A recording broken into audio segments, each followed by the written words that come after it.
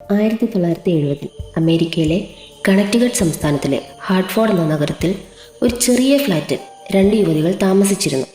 ഡോണയും ആൻജിയും. ഇരുവരും നഴ്സിംഗ് പഠിക്കുന്ന വിദ്യാർത്ഥികൾ. അവരുടെ ജീവിതം സാധാരണമായിരുന്നു, ആ പാവ വീട്ടിൽ വരുന്നതുവരെ.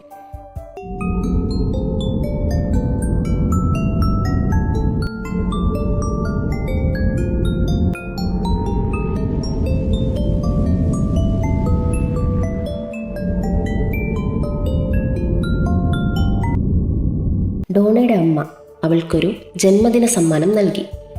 ചുവന്ന നൂൽമുടിയുള്ള വെള്ളമുഖമുള്ള സാധാ ഒരു തുണിപ്പാവ. അതിന് ഭയപ്പെടുത്തുന്ന രൂപമൊന്നുമില്ലായിരുന്നു. പക്ഷെ ഡോണ ശ്രദ്ധിച്ചു, ആ പാവയുടെ കണ്ണുകളിൽ ഒരു അസ്വാഭാവിക ശൂന്യത. അവർ പാവയെ കിടപ്പുമുറിയിലെ കസേരയിൽ ഇരുത്തി. അന്ന് രാത്രിയോടെ എല്ലാം മാറി. രാവിലെ എഴുന്നേറ്റപ്പോൾ പാവ കസേരയിൽ ഉണ്ടായിരുന്നില്ല, അത് കിടക്കയിൽ ഇരിക്കുകയായിരുന്നു. ഇരുവരും ചിരിച്ചു. നമ്മളിൽ ആരോ മാറ്റിയതായിരിക്കും. പക്ഷെ ദിവസങ്ങൾ കഴിഞ്ഞിട്ടും അതേ സംഭവം ആവർത്തിച്ചു. പാവ സ്വയം സ്ഥലം മാറും. ചിലപ്പോൾ നിലത്ത് കിടക്കും, ചിലപ്പോൾ കൈകൾ വളച്ച നിലയിൽ. ഒരു ദിവസം ഡോണ വീട്ടിലേക്ക് വന്നപ്പോൾ മേശപ്പുറത്തൊരു കുറിപ്പ്, ഹെൽപ്പ് അസ്. അവളുടെ കൈകൾ വിറച്ചു. കാരണം ആ വീട്ടിൽ അത്തരമൊരു പേപ്പർ പോലും ഇല്ലായിരുന്നു. അന്ന് രാത്രി ആൻജി ഉറങ്ങുമ്പോൾ അവൾക്ക് ശ്വാസം മുട്ടുന്നത് പോലെ തോന്നി. കണ്ണു തുറന്നപ്പോൾ അവളുടെ നെഞ്ചിന്മേൽ പാവ. ആ നിമിഷം അവൾ അലറി എഴുന്നേറ്റു. പാവയുടെ മുഖത്ത് ചിരി. ഇതൊക്കെ സഹിക്കാൻ കഴിയാതെ അവർ ഒരു മീഡിയത്തെ വിളിച്ചു. ആ സ്ത്രീ വീട്ടിലേക്ക് കയറിയ നിമിഷം തന്നെ അവളുടെ മുഖം മങ്ങിപ്പോയി. ഇവിടെ ഒരു കുട്ടിയുടെ ആത്മാവുണ്ട്, അവൾ പറഞ്ഞു. പേര് അനബെല്ല ഹിൻസ്. 7 വയസ്സുള്ള ഒരു പെൺകുട്ടി.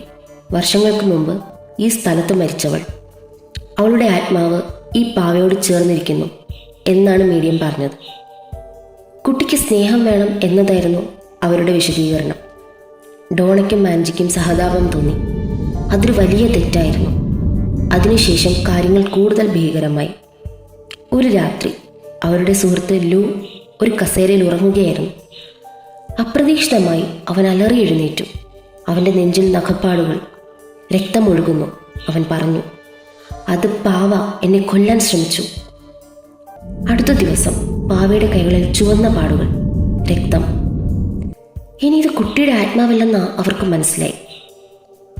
അവർ എഡ് വാരൻ, ലൊറൈൻ വാരൻ എന്നീ പ്രശസ്ത പാരാനോർമൽ അന്വേഷകരെ വിളിച്ചു. ലൊറൈൻ പാവയെ കണ്ട നിമിഷം തന്നെ പിന്മാറി. ഇതിലൊരു കുട്ടിയുമില്ല, അവൾ പറഞ്ഞു. ഇതൊരു ദുഷ്ടശക്തിയാണ്, കുട്ടിയുടെ ആത്മാവെന്ന നാടകമാണത്, എഡ് പറഞ്ഞു. ഈ പാവ ജീവിക്കുന്നില്ല, പക്ഷെ നിങ്ങളെ ജീവനോടെ പിടിക്കാനാണിത് ശ്രമിക്കുന്നത്. അവിടെ വെച്ച് തന്നെ ഒരു പ്രാർത്ഥന ആരംഭിച്ചു. മുറിയിലെ വായു കനത്തതായി. പാവ കസേരയിൽ നിന്ന് താഴേക്ക് വീണു, ശബ്ദമില്ലാതെ. പക്ഷെ എല്ലാവർക്കും ഒരേ അനുഭവം, ആരോ അവരെ നോക്കുന്നു. അവസാനം വാരൻ പാവയെ കൊണ്ടുപോയി. ഒരു കട്ടിയുള്ള ഗ്ലാസ് ബോക്സിൽ പുറത്ത് വലിയ അക്ഷരത്തിൽ എഴുതി, ഡു നോട്ട് ടച്ച്. എന്നാൽ കഥ അവിടെ അവസാനിച്ചില്ല. ആ പാവയെ കാണാൻ വന്നൊരു യുവാവ് ബോക്സിന് മുമ്പിൽ ചിരിച്ചു. ഇതൊക്കെ കെട്ടുകഥ. അന്ന് തന്നെ വീട്ടിലേക്ക് മടങ്ങുമ്പോൾ അവളൊരു ഭീകര അപകടത്തിൽ മരിച്ചു. ഇന്നും അനബെല്ല ആ ഗ്ലാസ് പെട്ടിയിൽ അടച്ചിട്ടാണ്. അവൾ ചലിക്കില്ല, അവൾ സംസാരിക്കില്ല. പക്ഷെ വാരൻ പറയുന്നത് ഒറ്റ വാക്കു മാത്രം, അവൾ കാത്തിരിക്കുകയാണ്. നിങ്ങളൊരു പാവയെ നോക്കുമ്പോൾ അത് നിങ്ങളെ തിരിച്ചു നോക്കുന്നുണ്ടോ എന്ന് ഒരിക്കൽ കൂടി ശ്രദ്ധിക്കുക. കാരണം എല്ലാ ചിരിയും നിർദോഷമല്ല, എല്ലാ കളിപ്പാട്ടങ്ങളും കളിക്കാനുള്ളതുമല്ല.